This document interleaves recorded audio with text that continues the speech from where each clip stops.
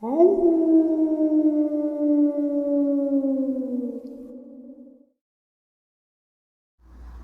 and salutations, everyone. I hope everyone is still doing well, and welcome to this night-ending bonus upload. Before we jump on into it, a couple links. As many of you know, I rely on Patreon, PayPal, channel membership, and the merch to help the channel to continue to grow and go. Links to Patreon, PayPal, and channel membership is in the description below. Merch displayed directly under the video.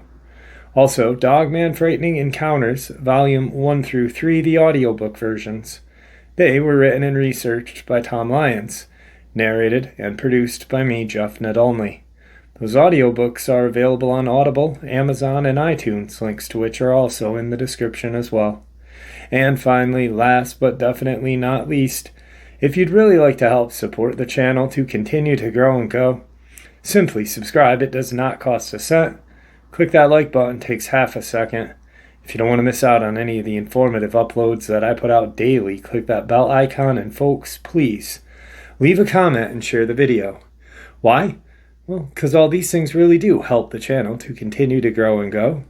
They definitely do matter, and they are appreciated. And with that, I have taken far too much of your time. Let's jump in to this night-ending bonus upload, shall we? These are two of my favorite animal interactions with the Dogman. Today's first animal interaction. It's not too often one reports seeing or having indications of a cryptid with a normal animal. If they are believed to be real, however, humans cannot be the only things that interact with, and not every animal out there is vulnerable. This was not a report I myself witnessed, but instead one my grandmother told me about, that my aunt later corroborated independently, so I think they are trustworthy. At the time, I'll note, there wasn't much talk of Dogman, as this was about a decade before the infamous song came out. Though there was talk of wolves or werewolf-like monsters in Appalachia for a long time, so my aunt and grandmother just always called it the wolf thing/creature. For a little background on my grandparents, currently Aunt's home is in the backwoods of western Grayson County, Virginia, which to this day is still sparsely populated, outside of one or two large towns on the east side. And back then, it was even less so. Extremely thick forest with hilly terrain in all directions. You have to get on a dirt path and follow it for about a half a mile to get to a gravel-covered side road. And then you follow it for about 30 minutes to reach a very small town just across the North Carolina border. If you go north a short way, you'll find yourself at the Blue Ridge Mountains and the parkway that leads up into Appalachia proper. The forest is mostly low-lying shrubs, up to about 4 feet, with pine and lots of black oak trees making up the canopy. There's a clear stream about 30 yards from the house which has fish quite frequently. This, along with the wild blackberries, tender leaf shrubs, and some apple trees, makes it very lucrative for wildlife. The home itself is an old 2-story house built on an incline of a hill that overlooks it. This was back in the 70s, my aunt believes 1978, as she was finishing high school at the time. My father had graduated from college and was going into the Air Force, so he had already moved out.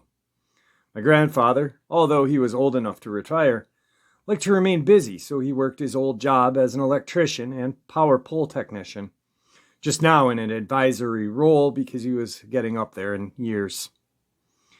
He had just gotten the contract down in North Carolina, so he was away from the house for about a week and a half. This left only my 17-year-old aunt and my grandmother at the house. As I said, there was usually wildlife in the area, a lot of it. A typical morning for my grandmother was making breakfast and sitting on her porch watching the deer and rabbit eat at the shrubs. Sometimes she would also see or hear bobcat, fox, and coyote. On one occasion, a mountain lion and her cubs strolled through right past the house, One animal she was very familiar with in particular was a very large black bear, who could be recognized by folks around those parts from the white patch on his chest and the hole in his left ear. My grandmother nicknamed him Captain because he had the habit of sitting on his haunches and reaching up with his paws to pick the apples, a motion that looked like he was shooting. Captain was a very big black bear, but was not very aggressive unless tested. He seemed to have an agreement with my grandmother and grandfather. If they had left him alone, he would leave them alone. He'd just stroll by the house every now and then and have some blackberries on the bushes or some apples that had fallen down, which meant he came by the house often, as he was too big to climb the trees much more, and the fruit trees around the house were low enough so he could reach up and pick his food. My grandfather guesstimated he was somewhere between 500 to 600 pounds, roughly 6 feet, as my grandfather once measured some scratch marks he left on the tree. During the week, my grandmother noticed a fairly sharp decline in the animals nearby. It was the latter part of summer in the wet season, so most of the plants were in full bloom, and the leaves were at their tenderest. Yet she couldn't see the hide nor hair of any rabbit or deer coming to graze. The coyote she had been yapping every night for the past month seemed to vanish. A few neighbors, by neighbors I mean people who lived within 5 miles, who stopped by told her something had taken their dog and their chicken coop had been smashed into.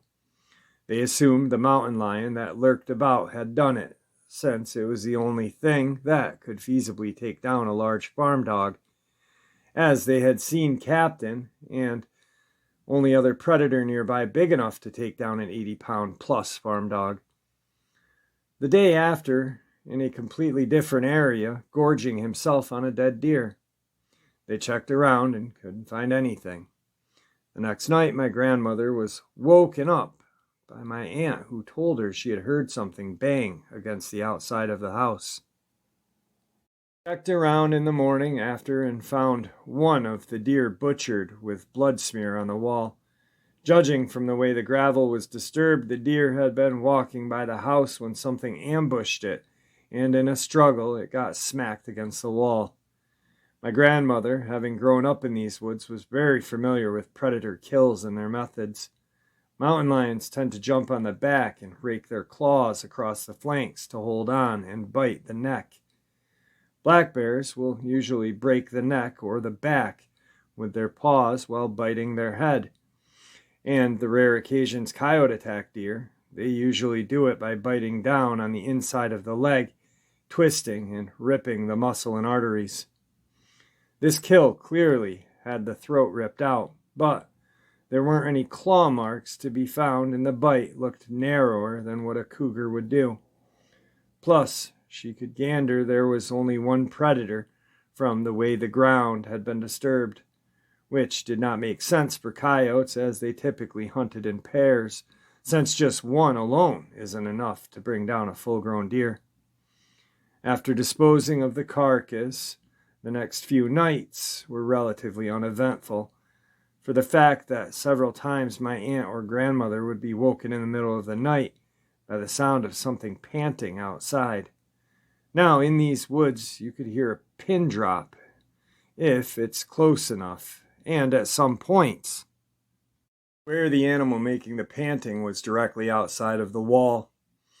One day my grandmother was picking some berries when she noticed what looked like dog tracks of a very large hound going through the mud flat bordering the nearby stream. Thinking it may be the missing farm dog, who had just maybe run away, she followed the tracks until she heard something loudly growling at her from across the stream. She looked up to see the partially obscured face of what looked like a huge, bulky, brown-colored coyote or wolf standing in the thicket on the other side of the stream. She quickly began to back away, glancing back only to check her footing on the slope that led down to the stream. When she looked back, she saw the very distinctly canine face in much greater detail because the animal had moved out from under the cover. but instead of stepping out of the leaves like she thought it did at first, she soon noticed that it was instead standing up on its hind legs and peering over the shrubs. Now she had seen canines stand upright before. Dogs do it, foxes can do it, coyotes sometimes. It was the size that took her off guard. She had been to that exact same thicket of shrubs just the other day, and her head only just barely reached the top. My grandmother was around 5'3". This thing had its head pitched clear over the shrub with a little bit of extra visibility. And usually when a predator is making no attempt to hide, it's usually because it's trying to intimidate something or someone. My grandmother managed to back away to the hill without turning around, and when she started to get out of sight of the creature, it stepped out of the thicket on its hind legs. It strolled forward in a very uncanny way. She had trouble describing it, but she insisted it never went back down on all fours. Needless to say, she ran to the house in a backpedaled sprint. That night, they heard the panting again, along with a distant howl and scraping sounds.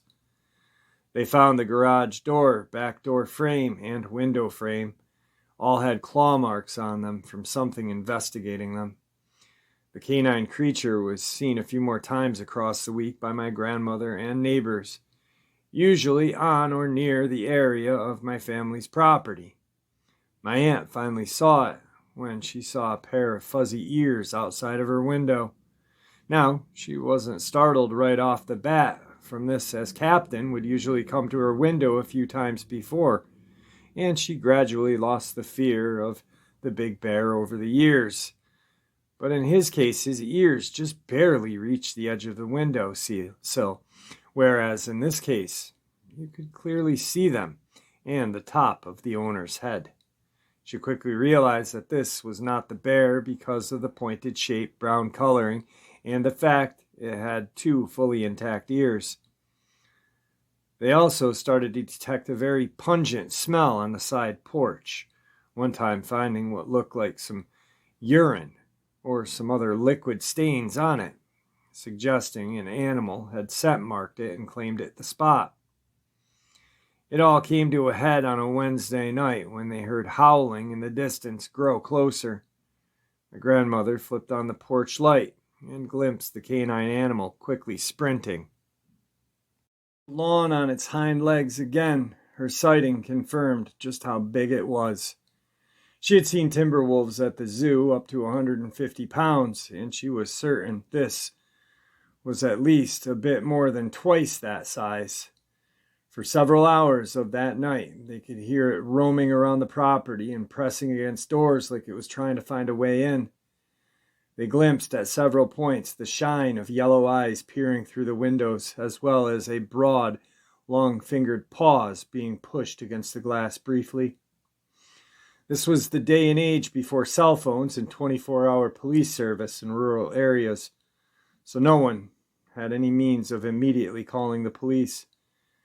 Instead, my grandmother had to wait numerous minutes on a dial line with difficulty trying to call the police station in 2 towns over.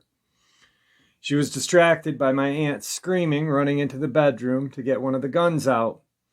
She'd been sitting in the living room when she felt a clicking against the glass and saw the wolf thing pressing its face and baring its teeth against the surface of the glass, its claws fully outstretched. Both of them started to try and get the rifles and shotguns out. It was becoming increasingly clear that the creature was trying to get into the house, and knew they were in there. They heard it panting through the wall before there was the sound of heavy footprints and a very loud thump. With a flash of fur on the edge of the window, they ran to the innermost room, the pantry locker, and stayed in there with their guns. Now, it's not like in the movies when creatures roar, snarl, and hiss constantly, no matter what they're doing, but they did hear commotion outside. My aunt and grandmother had the faintest idea what was going on and did not investigate until the morning after. but they could tell something was antagonizing something, as occasional grunts, barks, and rumbles were audible through the blackness for about a minute and gradually moving off. They found no bodies, but there had clearly been a ferocious altercation. The ground was ripped up in multiple spots. The wall had a dent in it, and there was some oxidized blood traces on the grass and dirt. My grandmother also found a trail where something had charged through the shrubs and recovered several vague dog prints, as well as wider tracks moving in the same direction.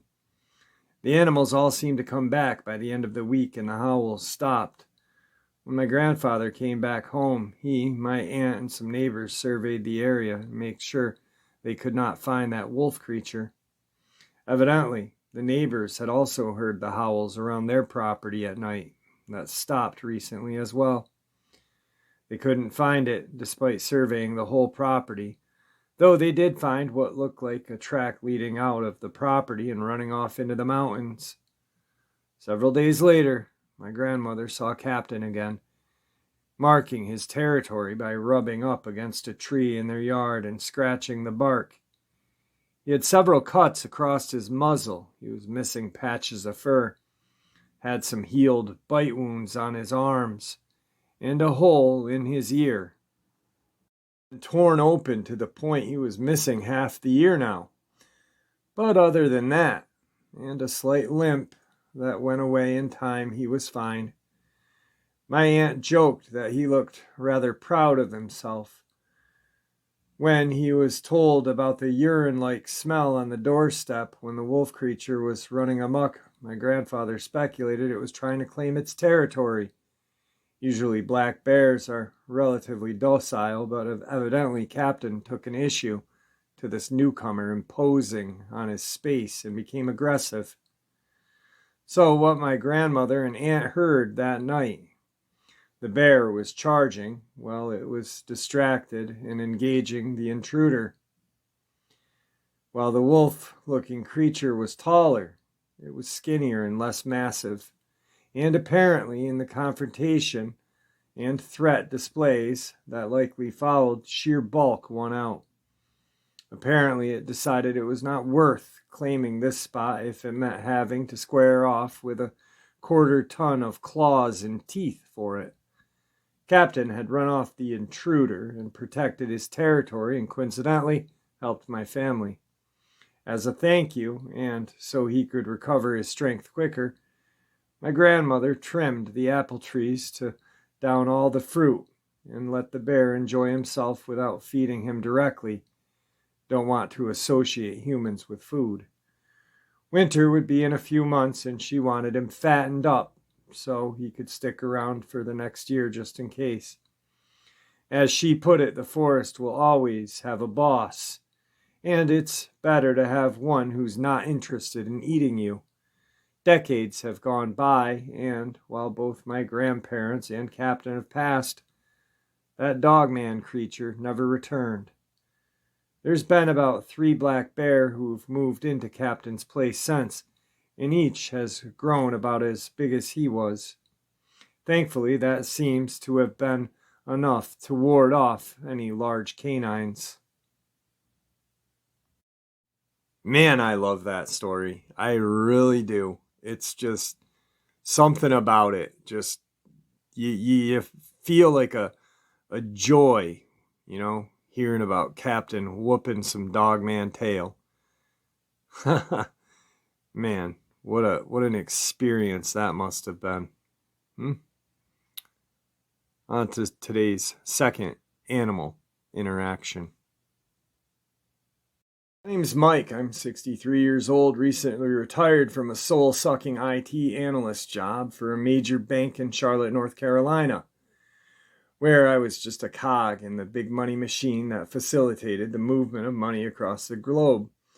East to west, you can call it dollars, euros, yens, or ruples. It's always the same. Money flows like a river. It has currents and eddies, ups and downs, diverted to and fro, damned and damned.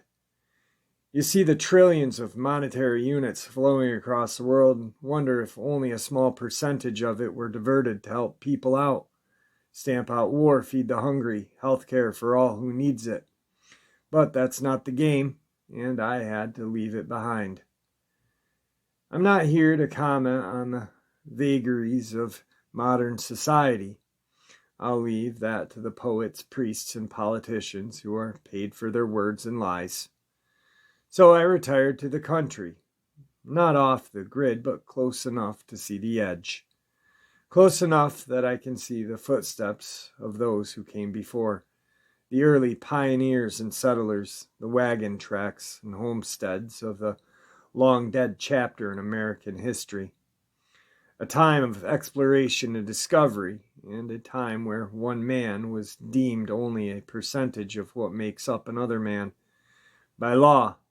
A time where cotton and tobacco were the currency of the world, and they truly flowed on rivers. My best friend forever, Galen Chauncey, and I love to explore the remnants of this bygone era before the march of modern society wipes them out forever. Luckily, I live in the largest and least populated county in Virginia, so there are many abandoned homesteads and graveyards from the late 1700s through the Civil War and subsequent migration out of the war-torn South. Galen always has her voice recorder and camera at the ready. I usually man the video camera. She has gotten many EVPs and filmed countless orbs and ghostly manifestations. I guess you could call it that. She truly puts the ghost hunter shows to shame. In our investigations, her one rule is to run if she says run and no questions. A rule I obey maybe 75% of the time. Maybe 10 miles from my house, up on a hill, sits a large mid-1800s mansion, made inaccessible by the lack of a driveway and a tangled thicket of brush and briar. There were vultures nesting on the chimney. Talk about spooky.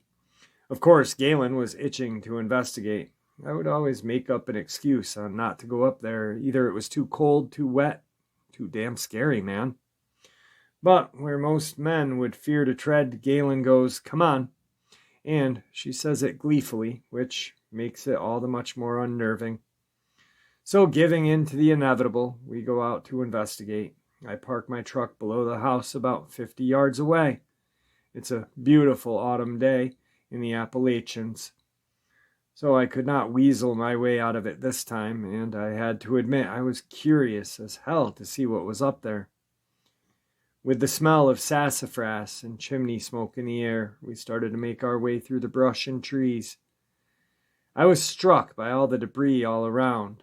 I found a rustled-up machete, water bottles, and even an old smashed video camera. But the shoes, tennis shoes, and old moss-covered boots littered the ground. We finally hacked our way to the front porch. It was magnificent in its decay. The ornate banisters, the eaves crafted in a day where craftsmanship ruled and deadlines were an afterthought. The inside was bone dry for the most part. There were many artifacts and clothing from the previous tenants, and more shoes. There was even a TV from the 60s in one of the rooms, which seemed to be the last time the house was occupied. We proceeded to explore the mansion room to room. We separated, Galen with her voice recorder and camera, me with a video camera. I went out back and found an old well with a cement all around it. I looked over the edge down into the well as best as I could. I thought I saw a pair of golden eyes, but it was hard to see, so I adjusted the viewer on the camera and held my hand over the hole. In the viewer, I could clearly see a pair of dark golden eyes glowing in the darkness of the hole. I was just about to cry out to Galen when I heard her shout, "Mike, get up here, quick!" She was at the back of the house in what looked like the kitchen. Off the side was another leaf and debris covered room with a hatched door in the middle. It looked to be the door of the root cellar, so we made our way to the door. It reeked with the stench of death in the room, and it got stronger the closer we got. Galen goes, "Look!" At the bottom of the steps was a carcass of a huge deer, lying partially in the dim light of the small amount of sun that made its way in, and partially in the darkness of the root cellar. I was kind of relieved. I thought to myself, that explains the blood and the stench of death. I was just beginning to tell her I'm not going down there when the carcass suddenly and quickly was dragged out of the light into the darkness. One of us screamed, and I'm pretty sure it was me. Galen did not have to tell me to run this time. We both bolted out of the room toward the front door. I let her go first out the front door, down these steps into the brush. If we were going to be eaten, best it was me first. But I had the keys to the truck. The things you think of when you're about to be eaten. I got about 20 feet into the brush and looked back, and what I saw shook me to the core. In the darkness of the doorway, I saw 2 red eyes glowing like brake lights at a semi-truck in the night. I froze in my tracks. I was able to make out a dark shape in the darkness of the doorway. It looked like a huge dog or wolf, Bible black with huge pointed ears on the top of its head. It was then the eyes. They went into a malevolent squint, and then the mother effer smiled at me. I could see the pure white teeth, the canines on either side, and the front teeth were not rounded like other dogs, but went straight across. It had a flat, piggy snout, and I could see its nostrils flare as it lifted its head to get my scent. It then lowered its head and laser-eyed into mine, right down to my soul. The eyes glowed so red that I initially felt that it had me, that I was his for the taking. I couldn't move, and I dropped to my knees, hanging onto the tree. At this time, Galen yelled, "Mike!" with a hint of exasperation. That broke the hold it had on me, and I bolted. The door lock remote on my key fob so Galen could get into the truck. I got in, fired the ignition, dropped it into gear, and spurred a rooster tail of dirt and gravel 20 feet into the air.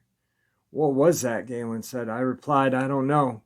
Not sure myself what I had just seen." "Maybe it was a bobcat," said Galen. "You're probably right," I replied, relieved in the fact that she had not seen what I had, that she had not looked into the eyes of the devil as I had, that he did not know who she was, that she wasn't on his list. That's what I somehow felt was true. As we were driving away, Galen says, "Do you think we could go back sometime and get that TV for me, baby?" I looked back in my rearview mirror at the house fading in the distance with the vultures flying about, wondering what happened to their meal, and said, "We'll see," knowing full well I'd never go back there, not even travel on that road again. That was in the fall of 2016. Galen has since moved an hour away, and due to life, we don't get out as often. But all through the winter of 2016 into 2017, my encounter was in the back of my mind. Would he hunt me down? Was he scoping me out, waiting for the right time to take me? I live in a single-wide trailer next to a lake with my 2 rescued cats, Little Boy and Adam. I let them out at daybreak and bring them in at night. Little Boy likes to get on top of the roof, as do a family of raccoons. Sometimes at night, the raccoons will run across my roof, freaking me out. I hope it's the raccoons, anyway. There have been a couple of times I have smelled the stench. It's the country and things die out in the woods, but I don't go off my porch at night. Later that spring of 2017, maybe May, I was driving in a country on Gravesbridge Road along the Pig River. It is a gravel road, and I decided to park and get out and look at the fish swooning themselves in the primeval-looking shallows of the swampy S-curves of the Pig. It was then I thought I heard a baby cry. I heard it again. It sounded like a demonic baby cry, but I had to check it out. I have to admit I was scared when I made my way to the sound. I drew my pistol. It's a Taurus Judge that shoots either 5.45 caliber Colt cartridges or 410 shot. I usually keep it loaded with 4 shots and 1 bullet. I made my way through the scrub, and what I saw was heartbreaking. It was a dead mother mountain lion with its cub lying beside her. I walked up to the scrawny cub. It was growling at me pitifully. It tried to run, but it collapsed after only a few feet. The mother was ripped to shreds. Whatever had done this to them, she had fought mightily. About 10 feet over was even a sadder sight. It was another cub, with its midsection completely eaten out up to the spine. I assumed this was the brother, to what I later found out was his sister cub. She was missing an ear, her eye was closed and covered in dry blood. I went back to my truck and got a Dollar General basket and a jean jacket I had in the back. I put my arms into the jacket and used it to lift her up and put her into the basket. She didn't fight, resigned to her fate. I kept telling her, you'll be fine, baby girl. When I brought her home, my cats freaked out. Adam went into the back, but little boy was right there, curious as usual. She was bigger than them, but was in such a bad way she was no threat. I got a warm cloth and cleaned her eye. It opened, and she had not lost it, as she had lost her ear. She had 4 horizontal gashes on either side of her flanks. They weren't too deep, and they had scabbed up. I had some cat antibiotics, so I filled a syringe and squirted it in her mouth. The weird part was she never fought me. I found that odd. Up some warm milk and filled the syringe, and she drank that eagerly. I fixed up a box with some towels and put her in the back room. Little boy, who was more empathy than most people, insisted on staying by the box. Adam could give 2 craps. I ended up cutting one side of the box so she could come and go. Little boy would curl up with her. I went ahead and named her Jet. Because of the gashes, they had healed, but the scars made her look aerodynamic and fast. She soon started eating Fancy Feast by the box. I ended up getting Alpo dog food, and she ate heartily.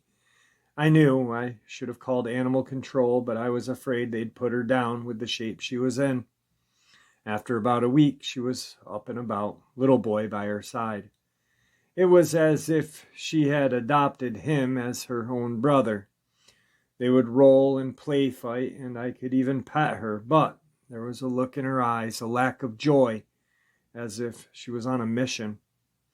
I wish I could say that she became my pet, that we were a family, but about 4 weeks, she was playing with little boy in the front yard and just disappeared. I knew it was inevitable that she would leave. She had a mission of revenge. Somehow I knew this to be true. Fast forward to the summer of 2019, I had almost completely forgotten about Jet and that wolf creature. What I had reconciled in my mind with what the red-eyed devil had been. I was out one day riding around looking for the Nazi house, a house that me and Galen had found with swastikas painted all over the walls. It was a very foreboding house. Anyway, I saw an old farmhouse about 100 yards off the road through a pasture. I parked the truck and made my trek through the tall grass to the farmhouse. Typical abandoned farmhouse for this area, with barns toward the back of the property next to the tree line. The house was filled with dust and trash, no artifacts to be known. The barn was further back with a pond next to it, so I decided to check that out. I walked up to it and through the door when I saw it. The wolf creature. It was crouched down on its haunches with a small deer in its hands. It had hands with elongated fingers with claws on the end. It was feasting on the poor baby deer like a man would an ear of corn. Then it stood up and smiled at me. My God, it must have been 7 feet tall. It was holding the deer in one hand like a basketball. I say this because the beast looked like a basketball player, thin at the waist with a large, developed chest. It was a male because I could see its junk. The legs weren't like a man, but like a dog's, only longer. I knew it was a Dogman at this point. I grabbed my pistol and turned to run. Simultaneously, I could hear it take off behind me. 30-foot head start, but I knew I hadn't much time. I started firing behind me. I heard it yelp when a slug hit it, but I knew the 410 was not going to do much but piss it off. I fired the last shot. Just as I reached the front side of the farmhouse, I knew I was a goner. That's when I saw a flash of movement to my left from off the porch. I heard an incredible collision of sound and growling. I turned and fell back. It was Jet. The one-eared bitch had jumped on its back and had a death bite on the back of its neck. I could see her powerful muscles bulging and heaving as she dug in on that black bastard. It turned its head to try to get Jet, but she just adjusted her bite and grabbed onto the front of its neck. It roared with a strangled howl. She glanced at me. The look on her face was pure revenge. I knew she was getting even for her mother and brother. "Get that mother effer, Jet," I yelled.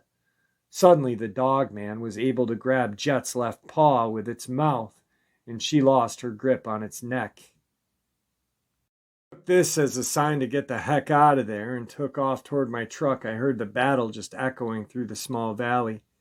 I got to the truck and turned just in time to see the Dogman running back around the barn into the tree line. Jet limped on 3 legs back onto the porch. I could see her breathing mightily as she licked her paw.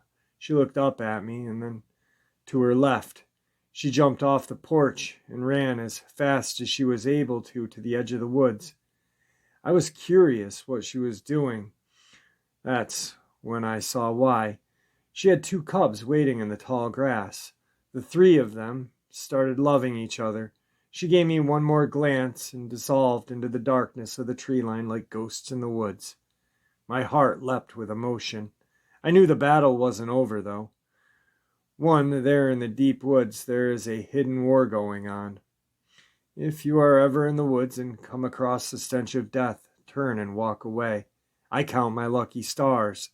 I've looked into the eyes of pure evil and survived. I showed love and mercy to one of my fellow creatures of God, and it was returned to me tenfold. I feel I learned this from little boy. Adam could give a crap, though. And there you have it, folks. I hope you all enjoyed this night-ending bonus upload as much as I enjoyed sharing it with you. I'd like to thank you all for supporting the channel. It is, after all, your support that helps the channel to continue to grow and go, and what gives us all a place and a chance to share our experiences and theories judgment-free. Everyone is simply treated with the respect that we deserve. Please stay safe, happy, healthy, and ever vigilant, keeping an eye on our children, pets, family, and our friends. These creatures are real. These events have happened. Share this information with those you love and care about, and it may just help save their lives someday. Until next time, never stop asking questions, never stop searching for the truth, and God bless you all.